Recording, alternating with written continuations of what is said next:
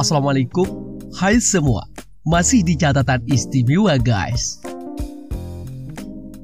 Perang Dunia II dimulai pada tanggal 1 September 1939 ketika Jerman menyerang Polandia.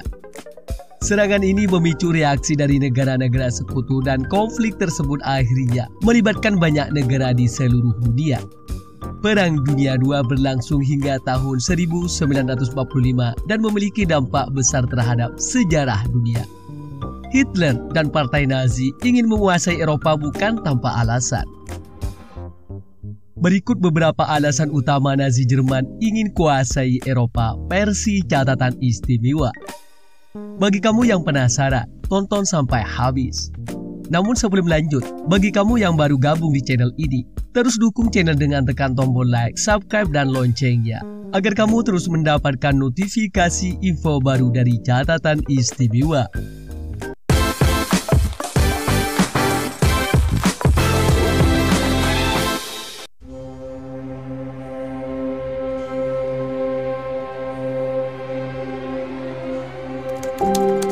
Yang pertama, ekspansi teritorial.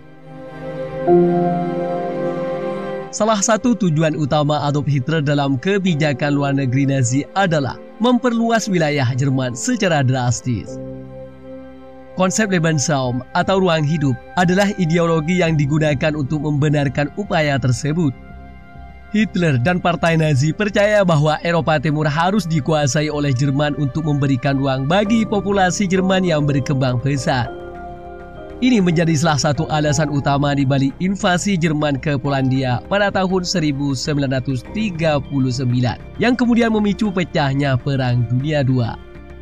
Upaya ekspansi wilayah ini adalah salah satu elemen utama dari kebijakan luar negeri agresif Nazi selama periode tersebut. Konsep Lebensraum adalah bagian dari ideologi Nazi yang diperkenalkan oleh Adolf Hitler dalam bukunya yang berjudul Mein Kampf atau Kemahakuasaan. Konsep ini memiliki beberapa elemen utama, yaitu Eropa Timur sebagai sasaran utama, rasialisme, pemaksaan dan perampasan, pemberlakuan kehendak. Eropa Timur sebagai sasaran utama, Hitler dan Nazi mengidentifikasi Eropa Timur, terutama wilayah-wilayah seperti Polandia, Ukraina, dan Rusia sebagai target utama untuk ekspansi Jerman. Mereka percaya bahwa wilayah-wilayah ini harus dikuasai oleh Jerman untuk memenuhi kebutuhan ruang hidup bagi populasi Jerman yang semakin besar. Rasialisme, konsep Lebensraum juga berakar dalam pandangan rasialis Nazi. Mereka meyakini bahwa bangsa Jerman Arya lebih unggul daripada kelompok ras lain, dan mereka memiliki hak untuk menguasai dan mengendalikan wilayah-wilayah tersebut, serta untuk mengurangi atau menghilangkan penduduk asli yang dianggap ras non-Arya. Sedangkan pemaksaan dan perampasan, untuk mencapai tujuan ini, rezim Nazi mengadopsi kebijakan yang brutal, termasuk invasi militer, pemaksaan, deportasi, dan pengusiran penduduk asli dari wilayah yang diduduki. Pada gilirannya, ini memicu peristiwa-peristiwa tragis seperti Holocaust, di mana jutaan orang Yahudi dan kelompok minoritas lainnya dibunuh. Pemberlakuan kehendak, kebijakan Lebensraum mencerminkan ambisi ekspansionis Nazi dan tekad mereka untuk mengubah data dunia sesuai dengan kehendak mereka sendiri. Bahkan, jika itu melibatkan agresi militer yang merusak perdamaian Eropa. Pada akhirnya, upaya Hitler untuk mewujudkan konsep Lebensraum menjadi salah satu penyebab utama terjadinya Perang Dunia II. Dengan invasi Jerman ke Polandia pada tahun 1939 menjadi pemicu utama konflik tersebut. Konsep ini menjadi salah satu aspek paling gelap dari sejarah Nazi dan memainkan peran sentral dalam kengerian rezim tersebut.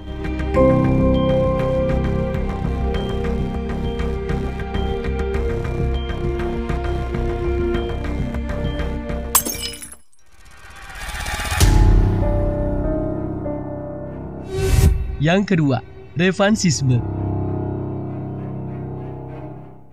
Pasca Perang Dunia I, Jerman merasa sangat dirugikan oleh ketentuan-ketentuan yang tercantum dalam perjanjian Versailles di Perang Dunia I.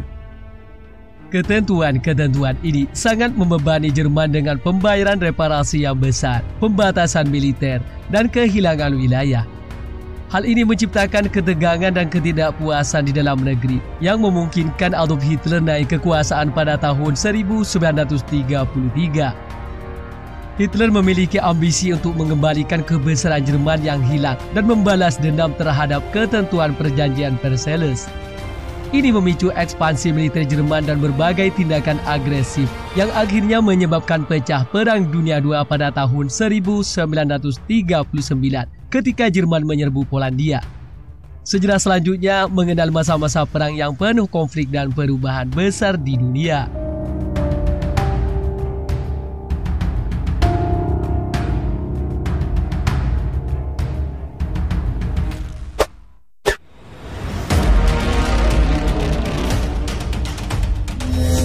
Yang ketiga, ideologi rasial. Adolf Hitler dan Partai Nazi menerapkan ideologi rasial yang disebut pemikiran ras Aryan atau Aryanisme yang percaya pada superioritas bangsa Aryan yang mereka pandang sebagai ras Nordik atau Jermanik. Ini adalah bagian utama dari ideologi Nazisme yang disebutkan dalam Mein Kampf, buku karya Hitler. Pada tahun 1930-an dan 1940-an, Hitler dan rezim Nazi memulai serangkaian kebijakan diskriminatif yang dikenal sebagai Holocaust. Ini adalah upaya sistematis untuk membersihkan Eropa dari kelompok ras yang dianggap tidak diinginkan, terutama Yahudi. Selama Holocaust, sekitar 6 juta orang Yahudi tewas dalam berbagai cara, termasuk pembunuhan massal di kamp konsentrasi dan pemusnahan oleh gas. Selain Yahudi, Nazi juga menargetkan kelompok lain seperti Romani, orang cacat, dan lawan politik. Mereka percaya bahwa dengan menghilangkan kelompok-kelompok ini, mereka akan mencapai tujuan supremasi ras Arya. Selama Perang Dunia II, tindakan kejam Nazi ini menciptakan salah satu babak paling gelap dalam sejarah dunia. Dan setelah kekalahan Nazi pada tahun 1945, banyak pemimpin Nazi diadili atas kejahatan perang dan kejahatan terhadap kemanusiaan. Ini merupakan contoh yang sangat tragis dan penting dalam sejarah yang menyoroti bahaya ideologi rasial ekstrim dan tindakan genosida.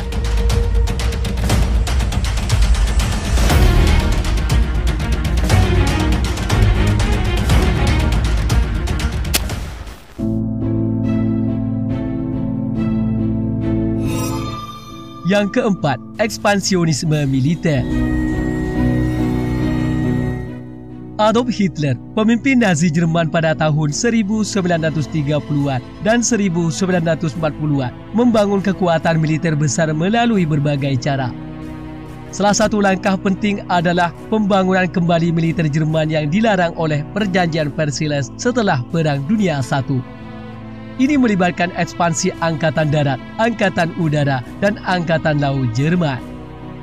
Hitler juga melakukan remilitarisasi wilayah Rhenish pada tahun 1936 tanpa perlawanan internasional yang signifikan.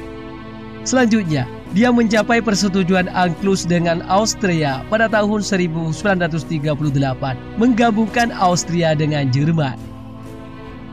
Selain itu, Hitler memanfaatkan situasi politik dan konflik di Eropa. Pada tahun 1938, dia mendapatkan Sudetenland dari Cekoslowakia melalui perjanjian Munich dengan Inggris dan Prancis. Kemudian, pada tahun 1939, Jerman menandatangani Fakta Molotov-Ribbentrop dengan Uni Soviet yang mencakup pembagian pengaruh di Eropa Timur.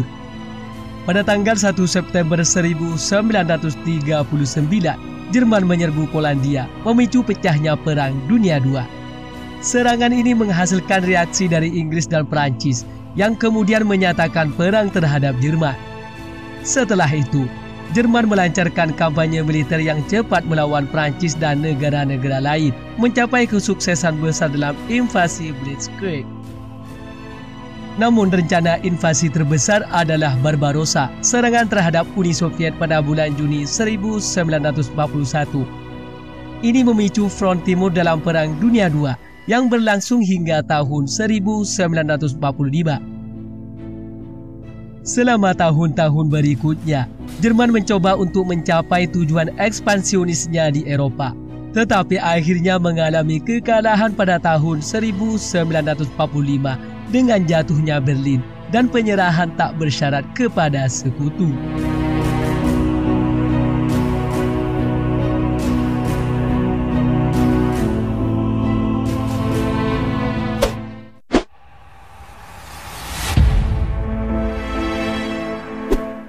Yang kelima, dominasi ekonomi. Selama masa kekuasaan Nazi di Jerman pada periode sebelum dan selama Perang Dunia II, mereka tidak hanya mengincar perluasan wilayah, tetapi juga sumber daya ekonomi Eropa. Tujuan ekonomi ini sebagian besar terkait dengan upaya untuk memperkuat ekonomi Jerman dan mendukung persenjataan militer mereka. Beberapa langkah ekonomi yang diambil oleh Nazi antara lain pengambil alihan industri. Pemerintahan Nazi mengambil alih banyak perusahaan dan industri di negara-negara yang mereka okupasi. Ini memberi mereka kendali atas produksi dan sumber daya ekonomi. Eksploitasi sumber daya alam. Nazi juga memanfaatkan sumber daya alam seperti tambang, hutan dan ladang di wilayah-wilayah yang mereka kuasai untuk mendukung keperluan industri dan militer Jerman. Kemudian paksaan tenaga kerja. Mereka juga memaksa warga sipil dari negara-negara yang diduduki untuk bekerja dalam kondisi yang serba sulit di industri Jerman yang membantu memperkuat ekonomi Jerman. Pembentukan ekonomi perang. Ekonomi Jerman berorientasikan pada produksi perang, termasuk senjata dan perlengkapan militer, yang menciptakan lapangan kerja dan meningkatkan kemampuan militer mereka.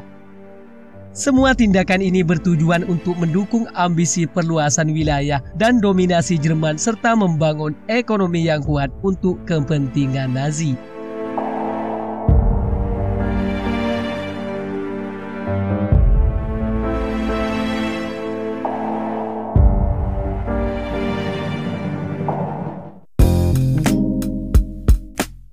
Demikian seputar beberapa alasan utama Nazi Jerman ingin kuasai Eropa versi catatan istimewa. Bagi kamu yang punya tambahan atau koreksi seputar alasan Nazi Jerman ingin kuasai Eropa, tulis di kolom komentar ya. Sampai sini dulu guys. Sampai bertemu kembali di catatan istimewa selanjutnya. Wassalam.